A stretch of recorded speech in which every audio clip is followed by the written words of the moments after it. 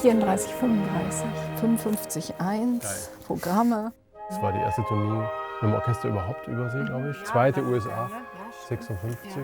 Nehmen wir auch noch mit. Mit Filmrolle.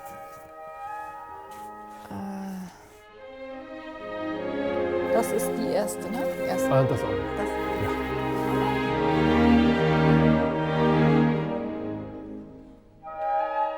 Famous German Philharmonic on tour of US in appropriation of airlift aid. The Berlin Philharmonic Orchestra comes here on its Thank You Note tour of America in appreciation for post-war aid, in particular for the United States Berlin airlift, which saved the western part of the city from communist blockade in 1948. Also was ich hieran interessant fand, Knut, ist, da hatte ich drüber gelesen, dass damals der Funkturm ganz wichtig war. Da war oben wohl ein Warnlicht drauf, was den Rosinenbomber den Weg gewiesen hat, um zu wissen, wo man sozusagen das abwirft. Das war die alte Philharmonie. Schöner Saal. Ich glaube 44 oder so zerbombt. Auf jeden Fall war das Orchester natürlich dann ohne Saal. From the ashes of old Berlin, a new city phoenix-like arises.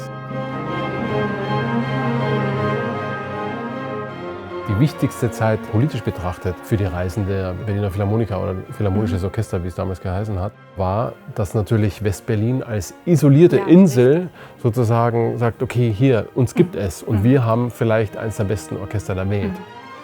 Also das ist Oliver Karajan, ne? Den erkenne ich. Er dirigiert sogar das Foto. Ja. Das war ein diplomatischer Versuch, wieder in Kontakt mit Amerika, der Schutzmacht zu treten, das Vertrauen der Amerikaner wieder zu gewinnen. Ursprünglich war die mit Furtwängler geplant. Dann ist er gestorben. Ja. Er ist am 30. November gestorben.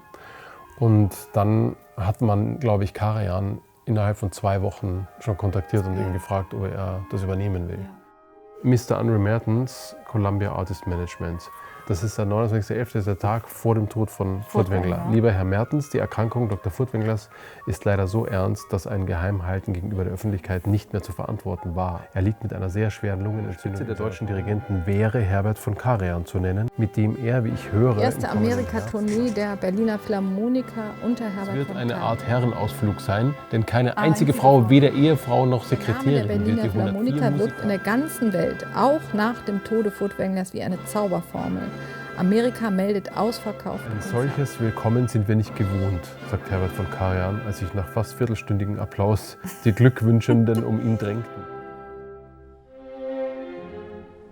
Die Mitglieder des Berliner Philharmonischen Orchesters wählten einstimmig ihren Dirigenten Herbert von Karajan zum ständigen Leiter des Orchesters. Diese Wahl entspricht dem seit der Gründung vor 73 Jahren geübten Brauch, nachdem jeder neue Dirigent oder Musiker von einer Mehrheit der Orchestermitglieder bestätigt werden muss. Ja, und das muss ja dann auf Tournee gewesen sein, weil da steht 5. März 55. Herbert von Karajan leitete die Philharmoniker gestern Abend in Cleveland. Hier sieht man die Route, ne? Das sind die Städte. 1, 2, 3, 4, 5, 6. 19, 11, 12. Also sie sind jeden Tag in der Früh los mit einem ganz furchtbaren alten Bus. Sie haben irgendwie Tagegeld bekommen, so $12 ungefähr. Ne? Und die haben $6 bis $8 abgezogen fürs Hotel. Und das Hotel war das primitivste überhaupt. Wenn die irgendwie zum ersten Mal nach New York kommen, nach dem Krieg, wo alles bei uns zerstört war, was das für ein Eindruck für die gewesen sein muss. Das hat die umgehauen. Ja, also und ich meine, für uns ist es ja auch immer noch faszinierend. Genial, immer nach New York zu fahren.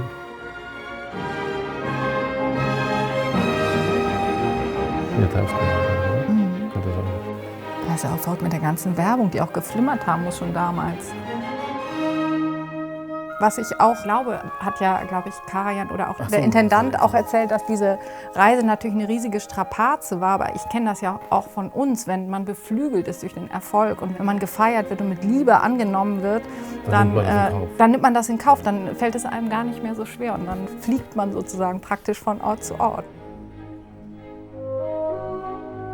Ist das Detroit? Ach so, die ganzen Autos. Mit den Autos. Washington, ja.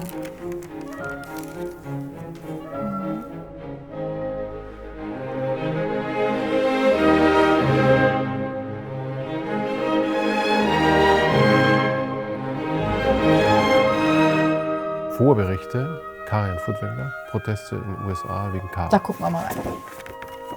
Bekanntlich hatte diese Reise in den letzten Tagen Protestaktionen und Äußerungen ausgelöst. Die Ortsgruppe New York des amerikanischen Musikerverbandes hat den Präsidenten der Organisation aufgefordert, die Gastspielreise der Berliner Philharmoniker zu verhindern. Zu den Protestaktionen erklärte Intendant von Westermann, es sei Unsinn, ihn und Karajan als überzeugte Nazis hinzustellen. Nach einer Meldung aus New York soll Westermann geäußert haben, dass er und Karajan der Partei nur beigetreten seien, um weiterarbeiten zu können. Der Vizepräsident der Columbia Artists Management, André Mertens: Soweit es von uns abhängt, wird die Reise wie vorgesehen stattfinden. Wir werden wegen dieses Protestes nichts unternehmen. Dieses Orchester kommt unter ungeheuren Opfern der Stadt Berlin und als Gruß an die Stadt New York hierher. Seine Mitglieder werden mit aller Gastfreundschaft, die wir ihnen gewähren können, aufgenommen werden. Es ist ein erstklassiger Klangkörper. Wir sind an der Kunst interessiert, an nichts anderem. Klar, im Krieg waren wir zwar Feinde, aber Amerika hat Berlin vor allem stark aufgebaut und deshalb ist das Orchester 55 dahin gekommen. Und trotz dieser Proteste am Anfang war das der Anfang einer wirklich langen Tradition, die, glaube ich, einfach kulturell bedingt ist. Man war eine Nation non grata, kann man sagen, nach dem Zweiten Weltkrieg. Und in dem Moment, als schon irgendwo auch ein kulturelles Aushängeschild der Nation Deutschland, dann nach Amerika zu fahren und dort auch Zuspruch zu erfahren und Anerkennung, ich glaube, das war wahrscheinlich wirklich sehr anrührend, kann ich mir vorstellen, und unglaublich befriedigend. Und deshalb, glaube ich, waren die Strapazen, die wahrscheinlich wirklich enorm waren auf der Reise, zu ertragen. Nur deshalb, weil man eben von Erfolg zu Erfolg gefahren ist und irgendwie gemerkt hat, wir können denen auch wieder was zurückgeben. Wir sind doch wer, wir können was.